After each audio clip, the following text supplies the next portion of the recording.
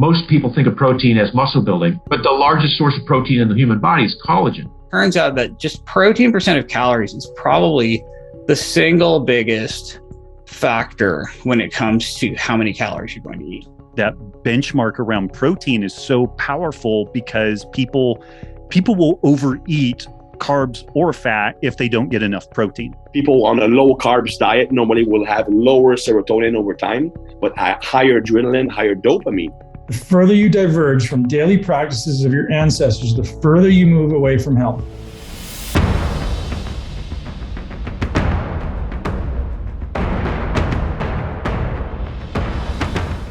Hey, everybody. Welcome back to the Muscle Intelligence Podcast. I am your host, Ben Pakulski. And when we talk about optimization of health, optimization of body composition, ultimately this aspiration to live long and strong, there's definitely a consideration to how we should actually eat. Today's podcast is brought to you our amazing friends over at Real Mushrooms. Real Mushrooms are back to sponsor the podcast. realmushrooms.com/Ben for the highest quality mushrooms on the planet. Now, I say that confidently because I've searched. You guys know that I really care about the quality of everything that goes into my body. I don't want to put things into my body that's anything less than the best, because when I put in something that's low quality, like, hey, I'm going to go buy my vitamins at Costco, like, whoa, hold on a minute. Like the quality of the ingredients matters. You know, vitamin D is not vitamin D, right? Like there's different levels of quality. And oftentimes these low quality supplements are coming with additional things in there, fillers and binders and toxins that your body has to detox, your body has to cleanse. We're trying to do something good for ourselves. We do something great, and instead we're doing something bad. So Real Mushrooms is a vetted, 100% organic, incredibly high quality mushroom company that I've been working with for, years now, since 2000, I don't know, maybe 17 or 18, been around a very long time. And they still continue to come back because you guys support them. So thank you for supporting our sponsors. realmushrooms.com/Ben. You're going to get 25% off your first order and 20% off thereafter. This podcast is also brought to you by our friends at Organifi, Organifi.com/muscle. Most of my listeners now are using Organifi because they try it, they love it. Incredibly good tasting, incredibly nutritious. They do have a new pumpkin spice gold flavor, which is reishi, turkey tail, really calming. So it's a great alternative to like sleep supplements or melatonin to calm you down in the evening so you can recover from your hard day or recover from your hard workout. It's a beautiful, warming and anti-inflammatory blend of spices that truly tastes amazing. Organifi.com/muscle. Guys, thanks for being here. What are some of the high impact habits that you implemented at that 47th year to really make a shift? I'd already done years of writing about health and diet, and I'd already recognized how bad sugar was. So I'd kind of cut sugar out. I'd already recognized about the inflammatory nature of industrial seed oils. I'd cut some of those out. What I hadn't addressed was my particular susceptibility to issues from grain. So when I cut grain out of my diet, gluten, in particular wheat, it was transformative. It really was like such a light switching on for me that it prompted me to start to think, wow, if I've been assuming that grains are good and that I've been, as an endurance athlete, I've been chowing down on 1,000 grams of carbs a day for 30 years, thinking I got a carb load, between every day for the next workout the next day, and that grains are the cheapest, best, most effective source of carbs. Therefore, grains have to be good for me. If I had, the fact that I was unwilling to look at what grains might be doing to me, suggested to me that there might be tens of millions of people like me who just assume, grains, it's the base of the food pyramid. It's like the government has been promoting it for all these years. Why would you think? The government always has your best interest at heart. Of course. So just that one little shift caused about an 85 to 90% reversal. And then the next shift came from incorporating, in my case, collagen supplementation. I started doing collagen peptides, and I started doing it for my Achilles, but I noticed that my gut was healing even more. Like that last 10% of my gut that needed to heal was responding well to collagen.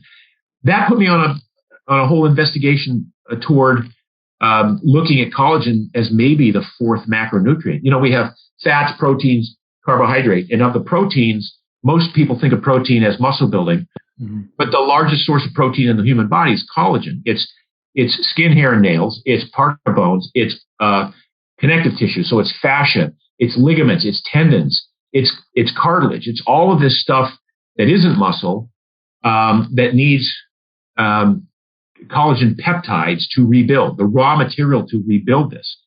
And if we don't consume it in our diet, this soft tissue starts to diminish in efficiency and effectiveness. And I noted that in the 60s, in the 50s and 60s, we were still doing stews and broths, and bone broths, and the grandmother would make a pressure cooker stew or something like that. We, as kids, we would eat Jell-O, and Jell-O was a source of collagen peptides, of gelatin. Even my mother and most women in those days ate Knox gelatin. They literally had these packets of Knox gelatin that they would stir up, and it would be for their nails, to help their nails.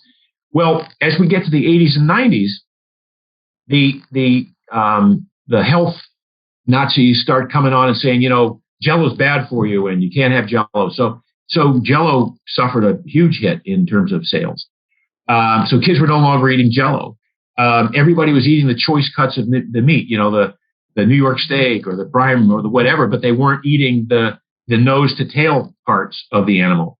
Bone broths ceased to be a thing. So nobody was even eating bone broth. So we had like a 20-year period there where nobody was really getting any collagen in their diets. And I started to think about all the athletic injuries that I would see, the ACL tears and the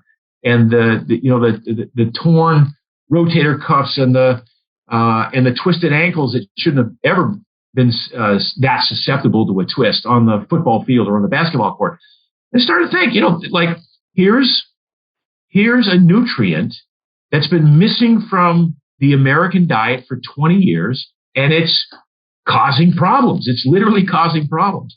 So that was sort of an interesting little, aha moment that I had that started with my own issues, and then I started to look at, well, what's going on with the rest of the world, and then I became fascinated with the idea of collagen as a supplement.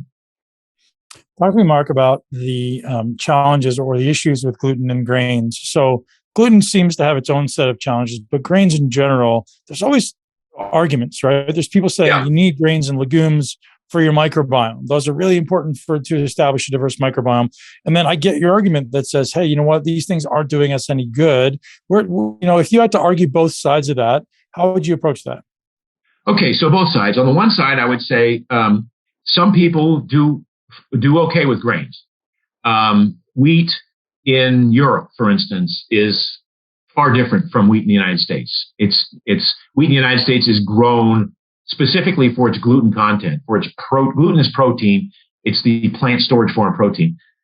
Typically, it's so tightly wound in these grains, in these seeds, that the human body has not had enough time in terms of evolution to adapt to the easily digesting of these glutinous proteins. So with some people, it's horrible. If you have celiac, you can die from eating grains. Other people, like myself, I can eat corn as a grain, ground up corn. I can have, there's a few other types of grains that I can have. Wheat is an issue for me, but I can have a couple of bites of bread, and it's not, I've repaired my gut enough that I can reintroduce, as long as there's a lot of butter on the bread, I can have a couple of bites of bread. Other people, zero issue. Grains are the basis of their diet. They have cereal for breakfast. They have a sandwich for lunch. They have pasta for dinner. Now, another argument there would be that grains are just a cheap source of calories that convert to glucose pretty quickly. So you would say, well, if you're trying to eat a low carb, low glucose diet, then don't even we won't even worry about the proteins in grains. We'll just talk about the fact that they kind of convert to sugar so quickly in your bloodstream that they're not real good nutrition. The other side of that argument would be you say, well, don't we need grains to feed the microbiome? No, we don't. There are tens of thousands, if not hundreds of thousands of people on the carnivore diet right now who are experiencing their best bowel habits ever because of eliminating grains and eliminating vegetables. And you would ask yourself, well, how can that possibly be? Don't we need to use bran and fiber to scour, the intestines and clean it out? And don't we need these soluble fibers so that the part of the microbiome, the bacteria living in your colon, can create short chain fatty acids to feed the lining of the cells lining the gut?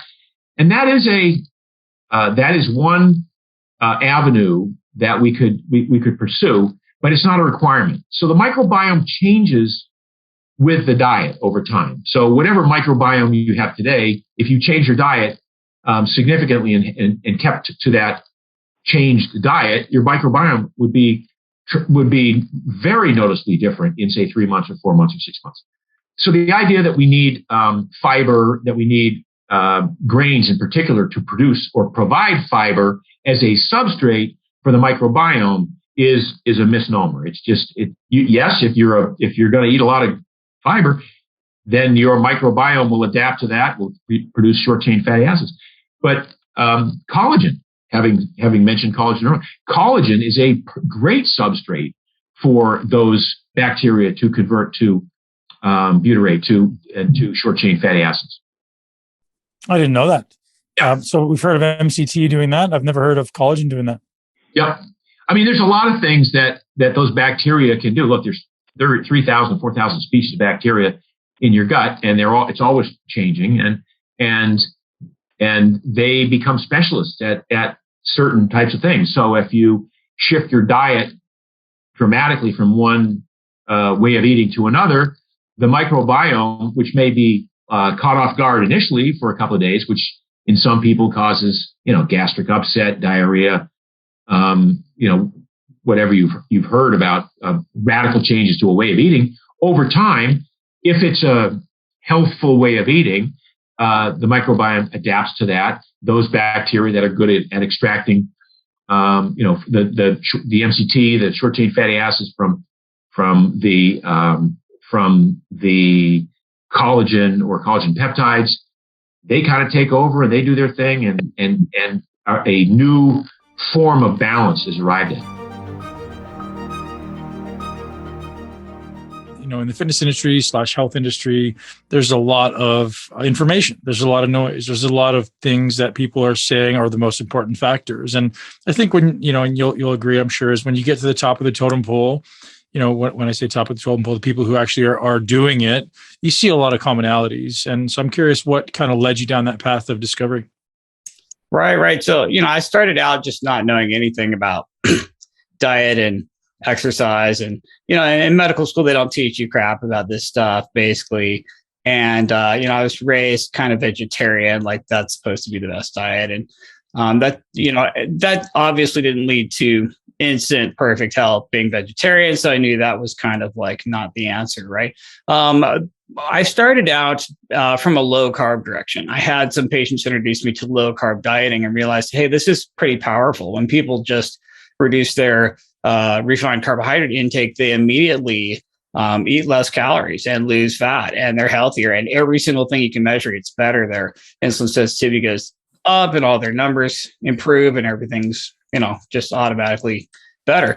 So I was a huge low carb fan for a while, and then I'm like, oh wow, maybe this paleo thing is where it's at, because I realized that when you eat less processed foods, you eat more protein and fiber, you have higher, satiety, and you don't eat as much. And so I kind of fell through the low carb, paleo, keto, carnivore, wormhole that so many people have fallen through. But then I kind of realized, oh, wait a second.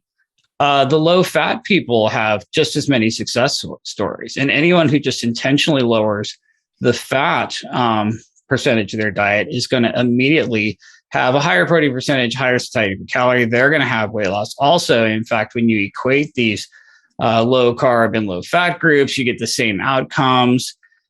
And then I realized, that's only when protein percent is matched. And then I started going down this rabbit hole of protein percentage. And then I became familiar with the research of Drs. Raubenheimer and Simpson, these famous guys in Australia who discovered the protein leverage phenomenon. And basically, there's this protein leverage phenomenon where humans and many animals basically eat until they get enough protein, and only then do they stop eating.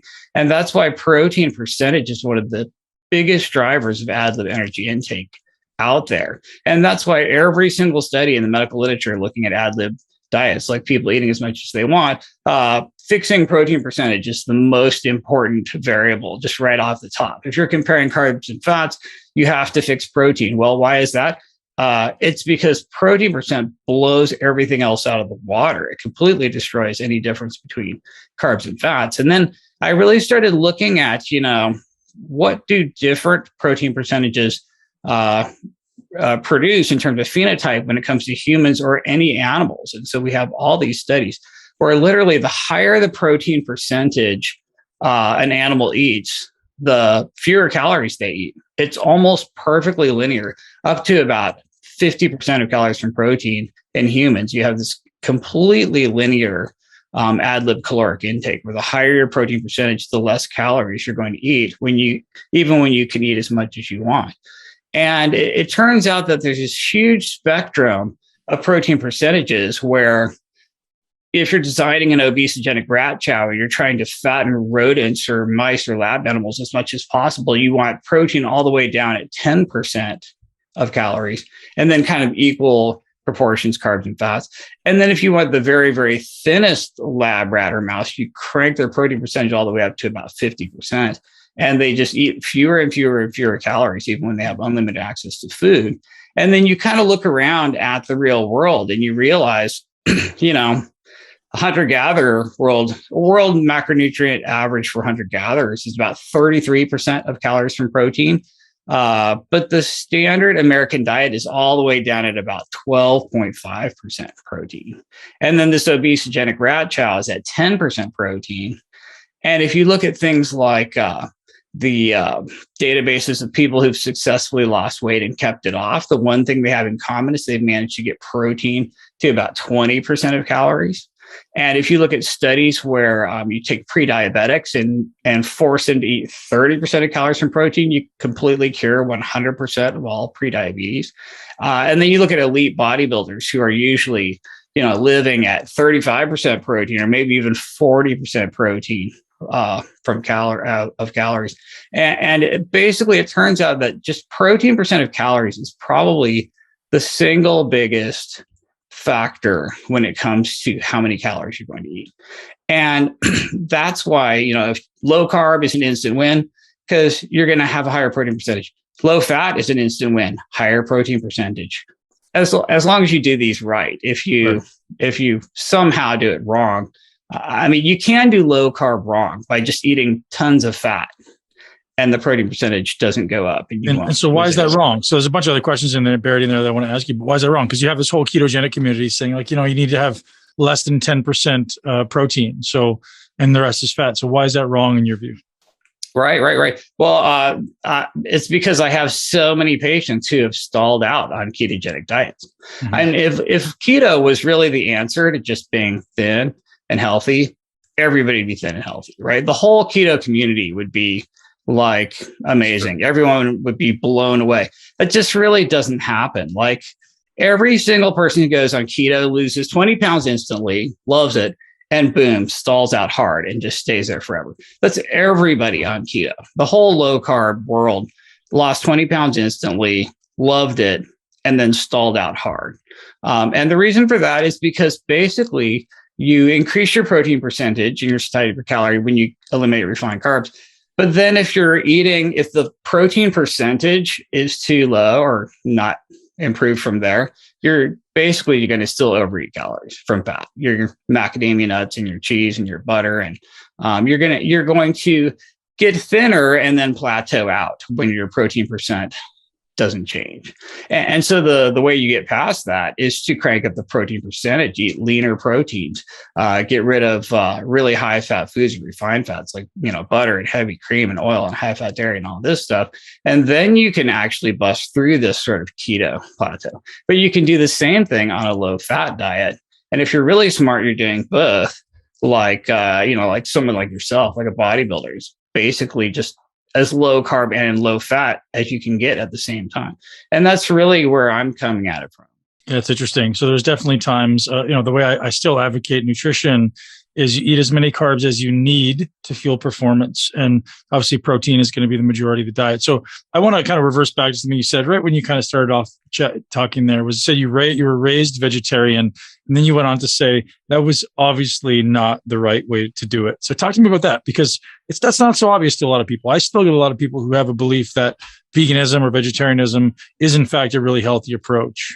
Oh, right. Yeah. So I was raised vegetarian, and unfortunately, there were a lot of fake foods that, were basically a low protein percent and highly processed and highly refined and low nutrient density. And so if you do vegetarian wrong, you're basically going to go nowhere. And that's what I was doing. So the type of vegetarian that I was raised is sort of a religious vegetarian, where it's just a sin to kill animals, eat them.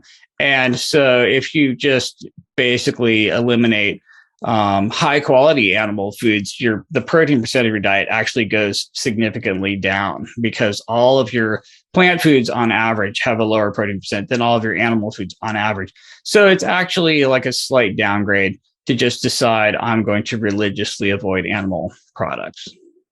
So if you were to make an argument for vegetarianism, because I'm very curious to hear smart people's opinion, especially if we've done it. So because there is still this segment of the population of the world that believes vegetarianism and veganism is the healthy way to do it. What would you say to that?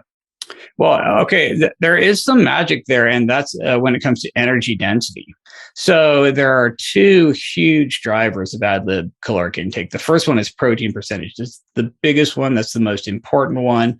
That's probably the biggest lever anyone can pull. The second one is energy density of the diet.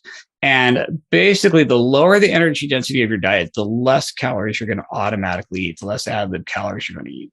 So what happens when you go on like a whole foods plant-based diet is the energy density of your diet just immediately goes way down. I mean, like you look at the Kevin Hall study last year, where he put people on like a high fat keto group and then a low fat plant-based group. The keto group was animal, and the low fat group was plant-based, and the low fat plant-based group ate 700 calories a day less automatically with unlimited access to food. But it turns out they had half the energy density of the overall diet compared to the higher fat, lower carb, keto, animal-based side.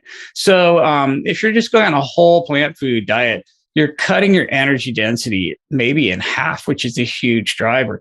Now, you can actually have the best of both worlds, where you're eating high quality animal proteins, but you're getting the leanest ones you can, and ones that have a super low energy density as well, like egg whites, amazingly low energy density. The egg whites are ridiculously awesome because it has, it's 100% protein and a super low energy density. You can just eat pounds of this stuff for almost no calories. Right. So if you're really smart, you're marrying those two together. But I would say that anyone who goes plant-based, instant win to a certain degree, because you're cutting energy density in half. Yeah. So I always joke that I'm 50% carnivore and 50% vegan. So the idea is like really energy dense foods. So you said, I just want you to discern something for the audience. You said that you went from low carb to paleo. Can you differentiate those two things? Yeah, absolutely. So my introduction to all this was, basically like Atkins way back in the day. And I had patients who just said, oh, hey, I just stopped eating carbs, and boom, I lost 30 pounds and instantly cured my diabetes, and my blood pressure's gone. I threw all my meds in the trash.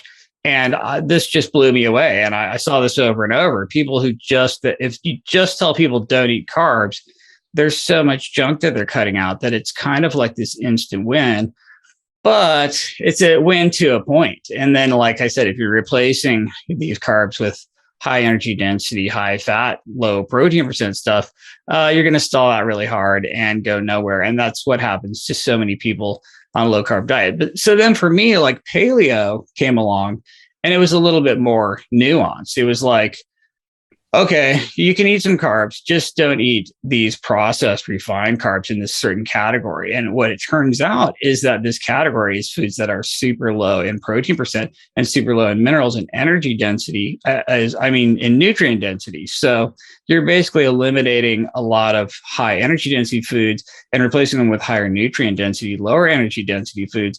And so paleo was like one rung on the ladder better than just low carb. And so back then, when I didn't really know what the drivers were and I didn't understand any better, I would just kind of religiously follow these one after another. I was like, oh, low carb's awesome. I don't know how or why. I just know low carb's awesome. Look at all these success stories. And then I'm like, oh, paleo's awesome. Look at all these people who lost weight. And so I had to fall through all of these and research them all. And then finally, I could zoom out and see the whole big picture and what all the drivers are. And the reason every diet has a certain amount of success is because they're pulling the same levers: higher nutrient density, lower energy density, higher protein percentage. These are all like kind of different sides of the same coin. So anything you can do to increase protein percent, increase nutrient density, lower energy density, basically lower refined carbs, lower refined fats, processed carbs and fats, you're going to win. And so all of these diet religions are doing the same thing, a little bit of different parts of all of these things.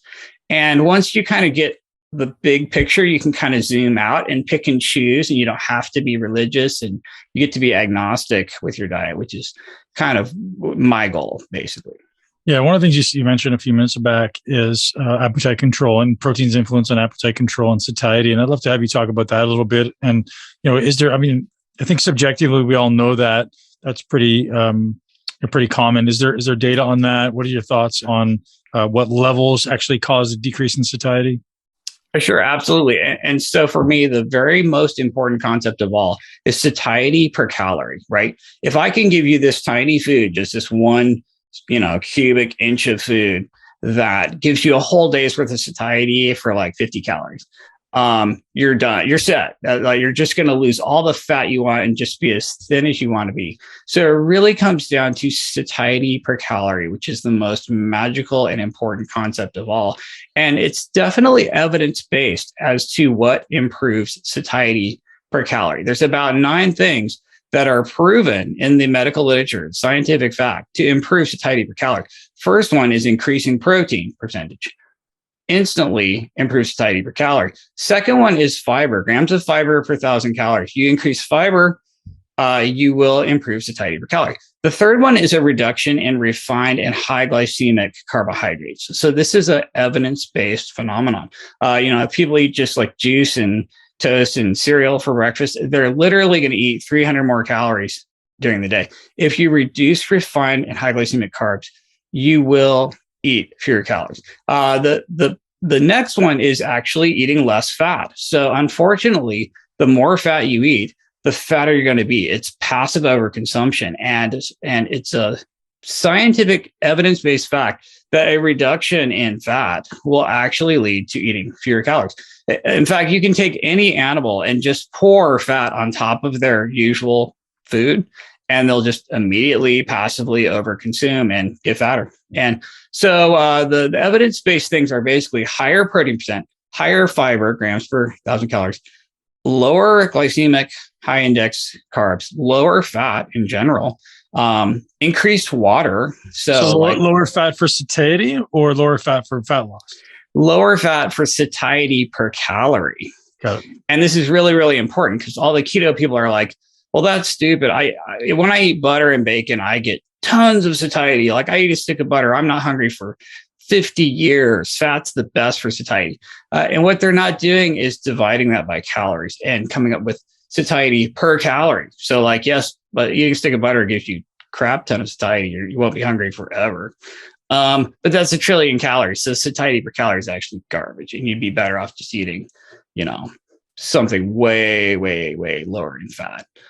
Some sort of lean protein, would be the best. But yeah, these things are all evidence-based. Higher protein percent, higher fiber, lower carb, glycemic carb, lower fat, lower energy density, lower processing, less processed foods. The thermic effect is higher. You have to process it yourself. It burns more calories. You extract less calories from it. We have studies where you just feed peanuts to rats versus peanut butter, and they get fatter on the peanut butter. So protein, fiber, water, higher. Energy density, carbs, fats, processing, alcohol, you want all those lower. Nutrient density, minerals, and micronutrients, the higher those are, the higher satiety calorie. So yeah, there's these definite themes that are all evidence-based, that all improve satiety per calorie and all make people more successful with a diet. And the idea is you do a little bit of all of these all at the same time. And you can't go too extreme with any of them. You can't eat 100% protein forever, and you can't eat 0% fat, and you can't never eat any carbs. So you try to just take your existing diet and tweak all these levers up a little bit sustainably. A little higher protein percent, little higher fiber, little higher water, less processed, less carb, less fat, less energy density, less alcohol, more micronutrients, and you just tweak all of these as much as you can stand where it's sustainable. And that's honestly this whole PE diet concept that I'm talking about. Ladies and gents, I want to talk to you a little bit about a challenge that I've been experiencing lately. I've been waking up a little bit stiff. I've been waking up feeling like my body's a little achy. I'm like, gosh, am I getting old? What's happening? I almost feel like the Tin Man when I wake up. My muscles feel tight. I feel like my joints are a little bit achy, and I wasn't sure why. And so if I'm being honest, I've been neglecting certain aspects of my supplement regime, and I didn't realize how just truly vital they were to my well-being. For the last 3 days, I've reintroduced this one specific supplement that's literally opened me up. I woke up this morning, and I'm not exaggerating, dancing because my body felt so free. My body felt so loose. I felt like I had rewound the clock by 20 years. In my mind, originally, I was like, gosh, maybe this is like I'm getting old. Maybe it's sitting in. I'm like, what's going on? I wake up and I can't even move my shoulder or my hips. I'm like, this doesn't feel right. And then I realized, but I haven't been taking my magnesium. I know you guys have heard about magnesium countless times before. But the value that I've experienced just in the last couple of days by reintroducing a healthy dose of magnesium into my life and the right type of magnesium into my life is nothing short of remarkable. My brain feels better. My daily activities feel like less of a chore. And even my training just feels like I'm able to be loose and free and crush it like I know that I can. I hated going into the gym for the last few weeks because it would hurt. My muscles would hurt, my joints would ache, and I felt like literally the Tin Man trying to get my hands above my head. As soon as I reintroduced my typical healthy dose of magnesium breakthrough into my life, everything opened up. And if you're someone who's experiencing any of these symptoms around muscle soreness, or if you're someone who trains hard, or if you're stressed on a consistent basis, and you're not taking an incredibly highly available source of magnesium, I promise you're missing out on an opportunity for your brain to work more effectively, for your muscles to work more effectively, to calm down your nervous system, to give you more regenerative sleep. Head over to magbreakthrough.com/muscle intelligence to get hooked up with 10% off your order from our amazing friends over at Bioptimizers. Once again, that's magbreakthrough.com/muscle intelligence and use the code muscle10 on any order of all of their incredible suite products to benefit from this incredible product and this incredible offer. Thank you to Mag Breakthrough. Thank you for being here. Enjoy the podcast. We're talking about this book that you wrote, The Sacred Cow, which is kind of, in your words, a stake in the ground against the vegan propaganda that we're all kind of being, forced to consume, or like the stuff that we're told is true around, veganism being healthy, or vegan vegan nutrition being better for the environment and things like this. I'd love to have you just kind of dive into that.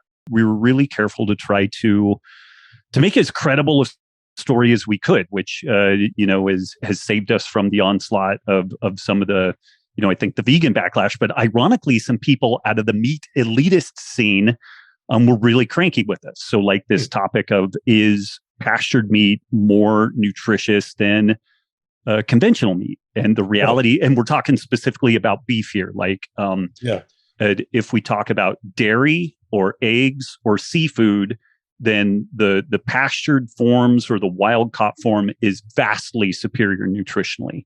Okay. But when we're just talking about beef, it's just not. And the reason for that is that things like cows with these 4 stomachs are so insanely good at taking crap food and turning it into amazing food, nutrient upcycling. Like they're just insanely good at that. And there's a slight difference in the amount of omega-3s between pastured meat and conventional meat. One would need to eat 8 pounds of pastured beef to get the same amount of omega-3s that you get out of 2 ounces of salmon. Right. So it's not really the place to talk about omega-3 versus omega-6s, but when you look at like zinc and magnesium and iron and all these other things, like just the takeaway is that meat is really, really, really nutritious, particularly beef. When we start getting into chicken and pork and stuff like that, there's some of these other, considerations that pop up there. But I know I'm kind of bouncing around, but those are, some of the big picture stories that we wanted to address. There are a number. So the book starts off with the health consideration, because we had these 3 topics: health, environment, and ethics. And we thought that we were going to start off with the ethical argument first. But as we started digging into everything, what we noticed was that, let's put a caveat here. Let's assume that what I'm saying is accurate. I may be totally wrong. It may be totally bullshit. Like history may look back and be like, no, this whole regenerative ag thing was false. But let's assume for a minute that it's accurate.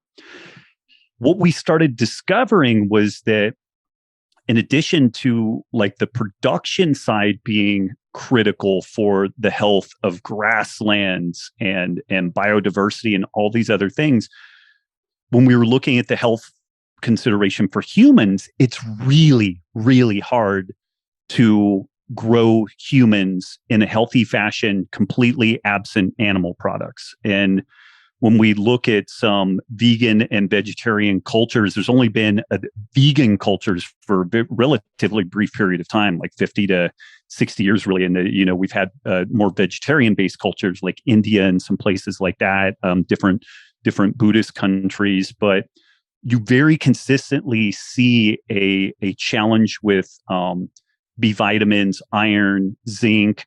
You see a shortened stature. You see problems with dental formation. There's a very predictable set of circumstances, and it's very similar. You only see things like that in developed countries in very poor segments of the population who are forced to eat a super monochromatic, starch-rich diet. They don't get access to animal products, and you see these similar failures to thrive. But what we ended up finding was, it was interesting. We were going to tackle the ethical topic from the perspective of veganism is not a bloodless affair. Like factory combines collecting beans and grains and whatnot. It kills a lot of animals. Applying herbicides and pesticides kills a lot of organisms. And that's all, I think, really important stuff. But it changed the equation a lot when we realized that it is damnably hard to have a healthy pregnancy and to grow a viable, healthy human being on vegan and vegetarian diets, vegan in particular. So how does that change the ethical consideration? Like if we're particularly for, like the previous year, there was so much global unrest around like social justice topics. We are telling people who are already poor and already living at the margins that the way that they should be eating is vegan, which is, in my opinion, going to further exacerbate health issues, developmental issues, the disparity between height, stature, intelligence because of superior nutrition. And I think that there's a big ethical, thing that we need to have a discussion around all that. And so those things ended up changing it such that we started off with health, and we really got in and looked at, are the claims around the challenges of meat consumption and animal product consumption accurate, with like cancer and diabetes and that's actually pretty easy to unpack. Like if somebody has a little bit of patience to read that, like you can unpack that pretty quickly. Healthy user bias, pretty shoddy epidemiological research, food frequency questionnaires. Like if you can get somebody's attention for a little while, you can kind of go through that.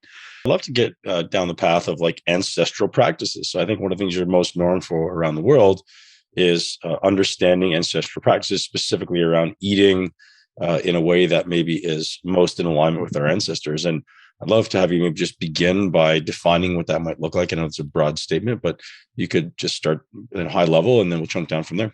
Yeah, I don't think the ancestral model is helpful only in asking questions, in my opinion, or primarily in asking questions. I don't think it's the place to draw super hard concrete conclusions, but it's a wonderful place to go throw a rock in and see what type of ripples we get out of that. And so like amounts and types of protein, feeding frequency, feeding infrequency, those are places that we can find some pretty interesting data in. It's fairly clear that within hunter-gatherer populations, protein was generally fairly high. Now, this would vary from location to location. Like if we look at like the Hadza or the San, who are modern hunter-gatherers, but in these very marginalized environments, they're not doing as much big game hunting. Like they're kind of they're really foraging the whole span of the ecosystem. And so you see kind of a balanced macronutrient ratio, but in general, you didn't see protein intakes go much below 17 to 20% of total calories. And you didn't really see it go above 30 to 35% of calories. And that's mainly because of a protein toxicity limit. Like at some point, if you overeat too much protein, like the body can't deal with the ammonia. And this is called rabbit starvation within ancestral health circles. Like there was an observation when people were expanding across the Americas in particular, that if they had access to like very lean proteins like rabbits and not any carbohydrate or not any significant amounts of fat, that they would get sick at some point. And it was due to this rabbit starvation. So we kind of had some brackets there. Carbohydrate and fat intake really varied with season, with location. And so I think that, that's, something that's really labile. And I think that we see that in our, any type of like, if you run a gym, if you coach people, you just notice, oh, this person does pretty well with more carbs. This person does pretty well with fewer carbs. And maybe that changes over time. But I think that scores up. I think one of the big takeaways that we can have from ancestral eating is that protein is really important, both from a satiety standpoint, but also from a nutrient density standpoint. And I know you asked about mTOR earlier, and I'm actually really excited about that stuff. So maybe we'll dig into that a little bit. But one of the just benchmarks of whether it's ancestral eating or, just kind of modern healthy eating. And I think, again, other than some of the mTOR phobic vegan and keto folks, like ironically, there are folks in the keto community that are more terrified of mTOR than like the vegans are. They're recommending like 40 grams of protein a day, which I think is madness, but outside of that, we see that anybody that works with people and makes a living working with people, particularly around like body composition and aesthetics and maybe performance to some degree, it's kind of like this gram of protein per pound of lean body mass up to a gram of protein per pound of body weight seems to be a pretty good bracket there. Yep. And then you figure out if the person does better on higher carb or lower carb or a combo. But that benchmark around protein is so powerful because people will overeat carbs or fat if they don't get enough protein. If people get adequate protein, then they will tend to self-monitor spontaneously the carbs and fat on the other side of that. One of the most interesting things that you're known for is neurotyping. I'd love to have you just walk through what that looks like, and obviously tying in someone's personality with how they should be training. And I'd love to have you explain it to me because I want to hopefully understand it. Well, it has evolved a lot through the years, and it became more a tool of understanding a person. And that's probably a reflection of the place that training occupies in my own life now. I mean, I still train. Obviously, I like to train, but it's not like life or death. Okay, it's not centered around training anymore. So I think it's a lot. And the reality is that when you work with clients, training is not their passion most of the time. They like to train or they like the results. So it's a lot more valuable to understand how they function. Why are they a certain way? What will be their trigger? What situation will allow them to become the best version of themselves? Okay, so that originates from Charles's Poliquin system. He was the first one to use the Braverman assessment to get a clue about brain chemistry and stuff like that. Now, the Braverman assessment does have some limitation, but still a pretty good tool. And I went on from there and just added up, just because I like to understand, first of all, my own limitations. I wanted to know why I was the way I was. Why did I have self-esteem issues when I had no justification in the way I was brought up to be self-conscious? And I always had low self-esteem as far as I can remember.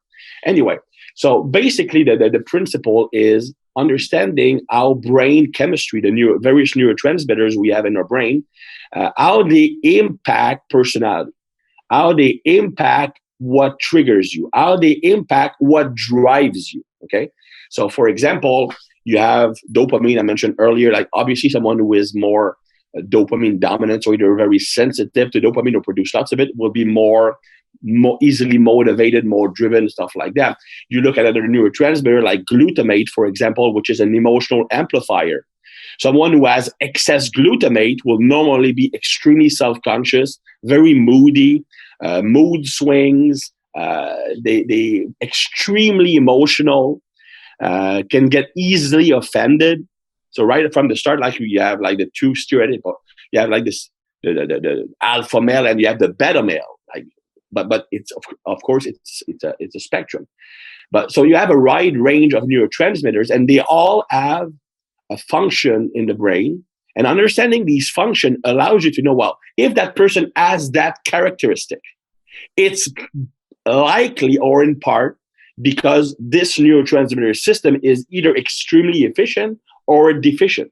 And when you map out someone's neurological profile like that, first, it allows you to make like better decision from a nutritional standpoint, for example. I believe that neurotyping is a lot more connected with nutrition and training because you can actually impact neurotransmitter levels with the nutrition you have. For example, well, you know that serotonin is made in the gut, so just gut health will allow you to increase serotonin. People on a low carbs diet normally will have lower serotonin over time, but higher adrenaline, higher dopamine. So, for example, if I want to increase someone's aggressiveness or intensity or competitiveness, I might cut carbs for a short period of time. By the way, that's why some people, when they go on a keto diet or intermittent fasting, they say, well, I have tons of energy, bro. Well, that's because your adrenaline and cortisol are through the roof. That's the reason. Okay, when you have low blood sugar, your body releases cortisol to mobilize stored glycogen, and cortisol increases adrenaline. Cortisol increases the conversion of noradrenaline to adrenaline. So cortisol and adrenaline go together. That's why when you stress, you can't sleep, because adrenaline is kept high as long as cortisol is high. So the reason why when you go intermittent fasting, you have tons of fuel is because adrenaline is high. Now, that's not necessarily a bad thing, but it can backfire by making you resistant to your own adrenaline, and that will lead to a burnout. So you need strategies to balance things out. Now, intermittent fasting, I do it quite often because I see benefits from a health perspective, but it can't be done if you have a stressful lifestyle, because it will just lead to excess cortisol and adrenaline, and will lead to a burnout very, very quick. And the reason, and the best proof that nutrition impacts neurotransmitter is on a keto diet. Some people, will report feeling absolutely awesome. Like, my anxiety went down, I'm sleeping better, I'm more focused. And you have people who are the exact opposite. I feel like crap, I'm depressed, I'm aggressive, I can't sleep. It's because a keto diet will, for example, decrease glutamate and increase GABA. which is good if you have excess glutamate and low GABA, but it will also decrease serotonin. It will increase adrenaline, dopamine. So if you already have low serotonin, and if you already have high adrenaline, it will make you feel like shit. If you have very high serotonin and low adrenaline, so you're a kind of lazy person, it will actually give you more drive. So that's one of the benefits of understanding your neurological profile. Training wise, you can also make better decisions. For example, are you someone who needs to kill yourself like in a set to feel good? Okay, for example, you have some people who absolutely need to take a set to failure. Otherwise, they feel like they're not training. Well, you need to understand what kind of person that is, because that person, you'll need to lower the training volume. Because you can train to failure, or you can not train to failure and do tons of sets. Both work, okay? But you can't do both. You can't train to failure and do 30 sets per body part unless you're on massive dose of steroids, and even then, okay? So understanding, well, what will get that person motivated is pushing extremely hard. Well, I'm going to use lower volume. Other people like the feeling. I like to feel the pump, the burn, or feeling like I'm accomplishing something. Maybe you need more volume, but lower intensity, et cetera, et cetera. That's just a very small portion because it's like a 12-hour course. But basically understanding what will motivate someone, how they respond to stress, how they can tolerate stress, and how to modulate their brain chemistry through nutrition. That's interesting. Have you looked at the genetic implications in hunger signals? So hunger signals, obviously neural predispositions as far as like COMT and these things. And then we have, some people oxidize fat better. Some people oxidize carbs better. Some people, the different regulations around hunger signals are often can be seen genetically. I'm curious how much you've looked at that stuff. Yeah, absolutely. And other markers also, for example, methylation status or the type of COMT enzyme. Yep. So and that plays a big role because, for example, someone who breaks down adrenaline very easily or breaks down dopamine very easily, which would be a fast COMT enzyme, catecholomethyltransferase.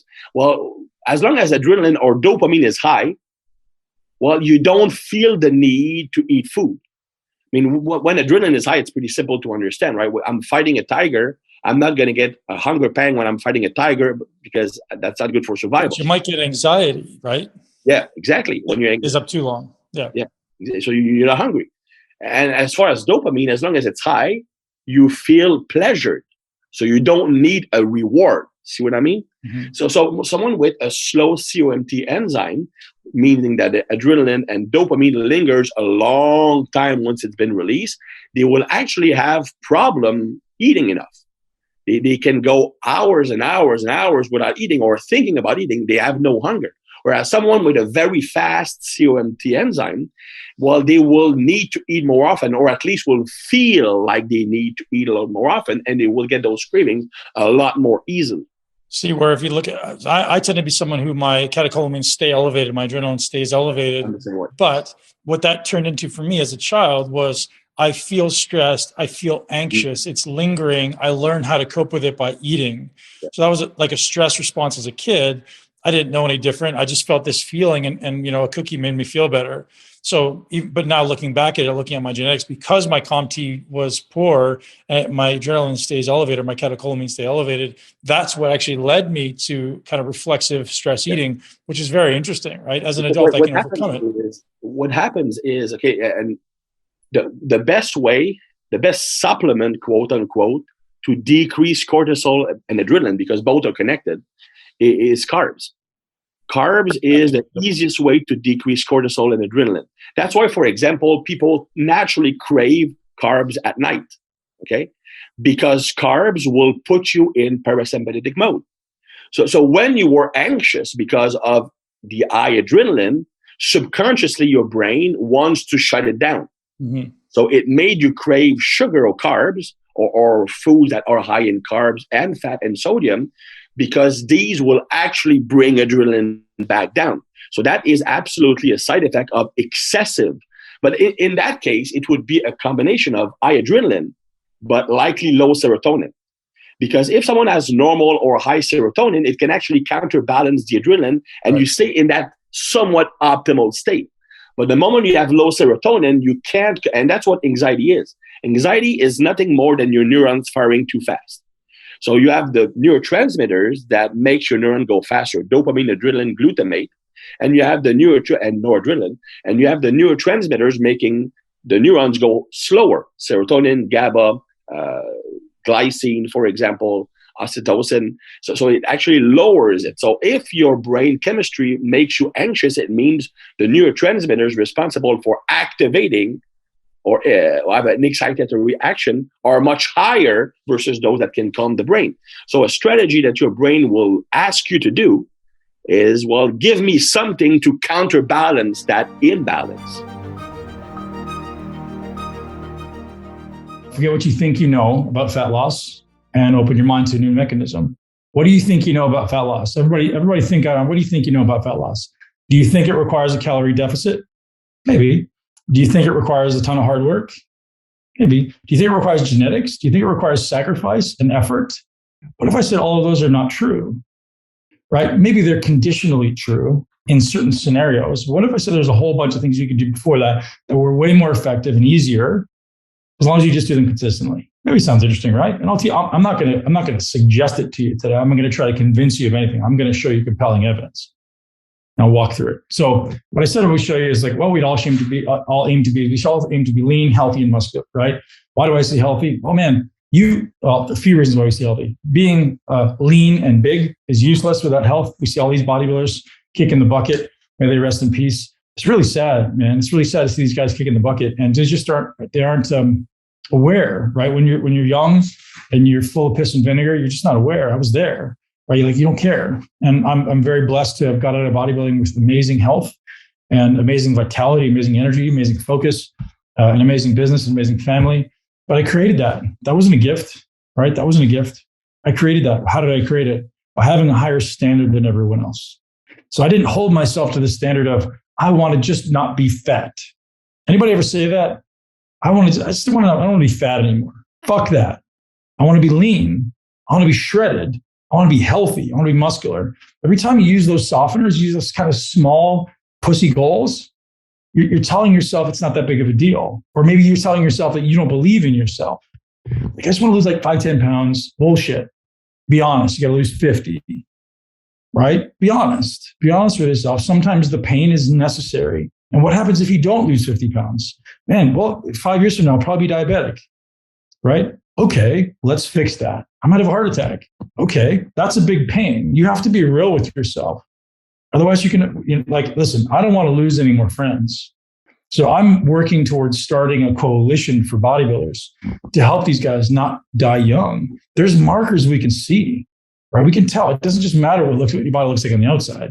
It matters what you look like on the inside. All right, you want to be lean. What does lean mean? The absence of visible fat. That's important, not just because you want to look good. Fat is a metabolic hormone. A metabolic tissue. It releases enzymes and inflammatory molecules and can impact your conversion of testosterone to estrogen. The higher your fat, the less testosterone you're going to have across the board. Okay, so we want to realize the higher our fat, the body literally releases an enzyme, an aromatase enzyme that converts testosterone into estrogen.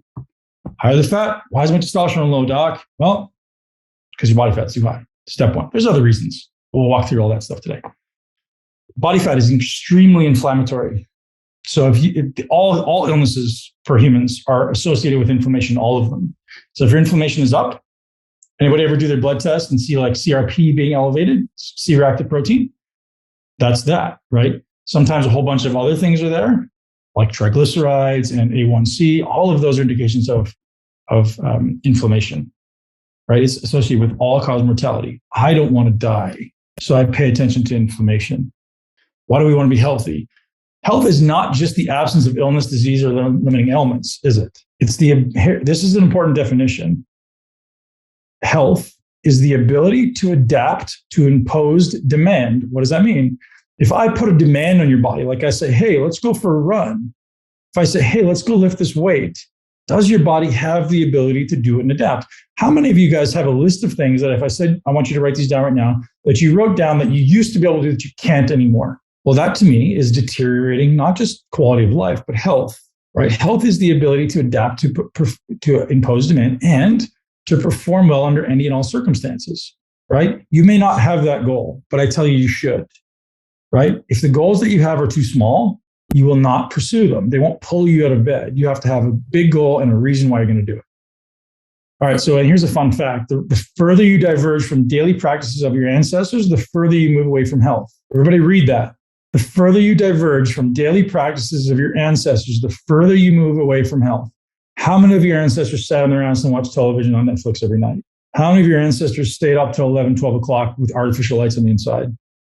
How many? How many of them you think didn't walk for miles and miles every day to go fucking fetch water and food or hunt their food or pick their vegetables? How many of them? Ask yourself that.